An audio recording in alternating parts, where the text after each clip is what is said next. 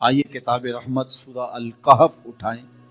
اللہ تعالیٰ نے ایک واقعہ بیان کیا ہے حضرت موسیٰ اور حضرت خضر علیہ السلام کا، کہ حضرت موسیٰ علیہ السلام عزم مصمم کر کے جب چلے تو اللہ فرماتا ہے کہ ہم نے حضرت موسیٰ علیہ السلام کو جس بندے کی نشانی بتائی تھی وہ بندہ ان کو وہاں مل گیا، سفید چادر اوڑے حضرت خضر علیہ السلام وہاں لیٹے ہوئے۔ تو یہ جا کے ان کے پاس کھڑے ہو گئے کہ حضرت میں آپ کی خدمت میں اس لیے آیا ہوں کہ اللہ نے آپ کو جو خصوصی علم عطا کیے ہیں میں ان کو سیکھنے کی غرض سے آپ کی چوکھٹ پہ آیا۔ کہا تم میرے ساتھ صبر نہیں کر پاؤ گے، معاملے مشکل ہیں، سفر دشوار ہے، منزل کٹھن ہے، اور میرے معاملات ایسے ہیں کہ تم اعتراض کرو گے اس کے بغیر تم رہ نہیں سکتے۔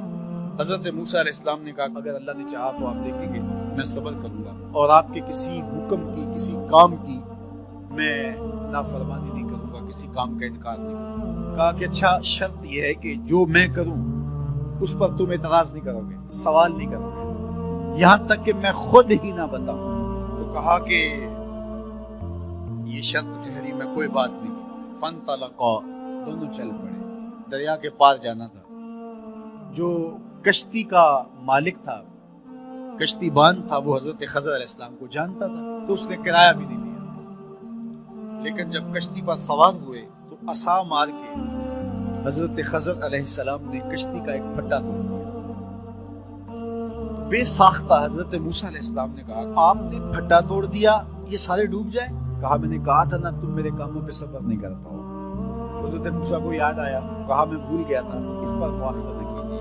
پھر دونوں چل پڑے، بچے کھیل رہے تھے، ایک خوبصورت لڑکا وہ بھی بچوں میں کھیل رہا تھا۔ حضرت خضر آگے بڑھے اور اس کی گردن مروڑ دی، اس کو قتل کر دیا۔ صاحب شریعت تھے حضرت موسیٰ علیہ السلام، نہ رہ سکے، پھر بول پڑے ایک جان کو بغیر کسی جان کے بدلے میں قتل کر دیا، اس نے گوایا کیا تھا ہمارا؟ آپ نے بہت ہی جو ہے وہ غلط کام کیا، یہ کام اچھا نہیں کیا۔ کہا میں نے کہا نہیں تھا کہ تم میرے ساتھ صبر نہیں کرتے۔ کہا ایک موقع اور دے دیجیے، اب اگر میں نے کوئی اعتراض اٹھایا تو پھر دوبارہ مجھے آپ اپنی صحبت میں نہ رکھیے، عذر تمام ہو جائے گا۔ پھر دونوں چل پڑے، یہاں تک کہ ایک بستی میں دونوں آئے تو آپ نے بستی والوں سے کہا کہ ہم مہمان ہیں، آپ ہماری مہمان نوازی کیجیے، کھانا کھلائیے۔ تو انہوں نے انکار کر دیا، کہا کہ ہم تو آپ کو بلایا نہیں ہے، آپ خود آئے، آپ اپنے کھانے کا خود انتظام کیجیے۔ گزر رہے تھے گلی سے تو ایک دیوار گرنا چاہ رہے تھے تو جلدی سے اس دیوار کو مرمت کر دیا۔ کہا حضرت ہم اگر چاہتے تو اس پہ اجر لے سکتے تھے، انہوں نے ہمیں کھانا تک نہیں دیا اور ہم ان کی دیواریں سیدھی کر رہے ہیں۔ کہا اب تمہاری میری جدائی ہو گئی، تم نے یہ بھی اعتراض کر دیا۔ انہیں یاد آیا کہ وہ یہ بھی اعتراض ہو گیا، اب میں تمہیں بتاتا ہوں کہ یہ 3 کام میں نے کیوں کیے۔ اللہ اکبر۔ اب سنیے، قرآن ہمیں بتاتا ہے کہ ظاہری علم بھی ہوتا ہے لیکن کوئی باطنی علم بھی ہوتا ہے۔ کہا وہ پہلی بات کشتی والی سنو، یہ 2 مسکین بچوں کی کشتی تھی، ان کے گھر کا چولہا اس کی کمائی سے جلتا تھا۔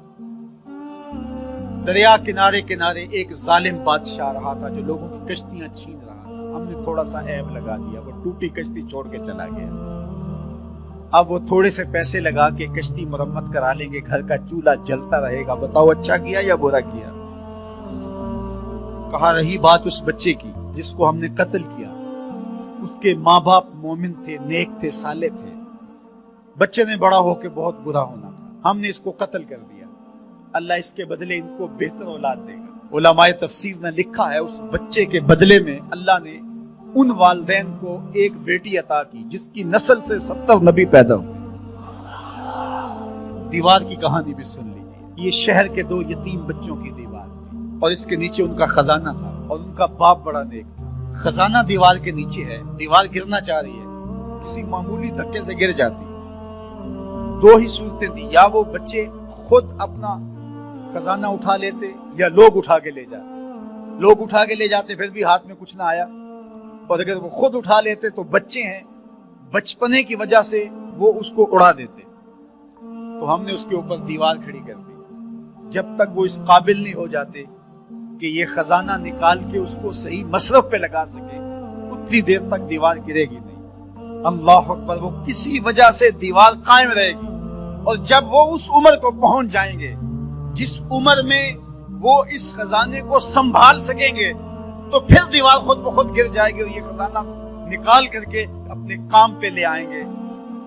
میں جب پہلی مرتبہ اس کو جو ہے وہ غور کے ساتھ تلاوت کیا تو مجھے یہ لگا کہ اس کا انطباق پاکستان کے حالات پہ بھی ہو سکتا ہے، اس لیے کہ یہ بھی یتیموں کا سرمایہ ہے۔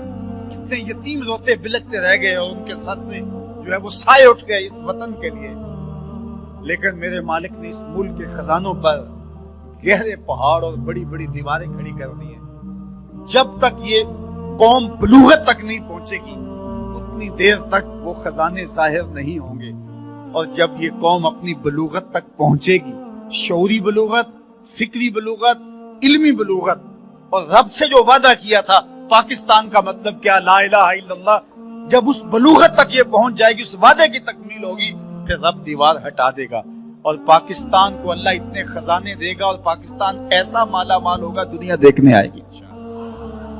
اس لیے رب نے دیواریں بنا کے رکھی۔ تمہارا باپ معین الدین چشتی بڑا نیک تھا، تمہارا باپ داتا گنج بخش علی حجویری بڑا نیک تھا، تمہارا باپ حضرت مجدد الف ثانی بڑا نیک تھا، ان کی وجہ سے میں دیواریں کھڑی کر رہا ہوں اور مضبوط حصار لگا رہا ہوں تمہارے خزانوں پر، اور وہ وقت آئے گا جب تم بلوغت کی عمر کو پہنچو گے، دیواریں ہٹ جائے گی اور تمہارا وطن زمانے پہ مہکتے پھول کی طرح اور چمکتے ستاروں کی طرح اور روشن آفتاب کی طرح چمکتا اور مہکتا دکھائی دے گا، اور زمانہ پاکستان دیکھنے آئے گا، پاکستان دنیا کی قیادت کرے گا انشاءاللہ۔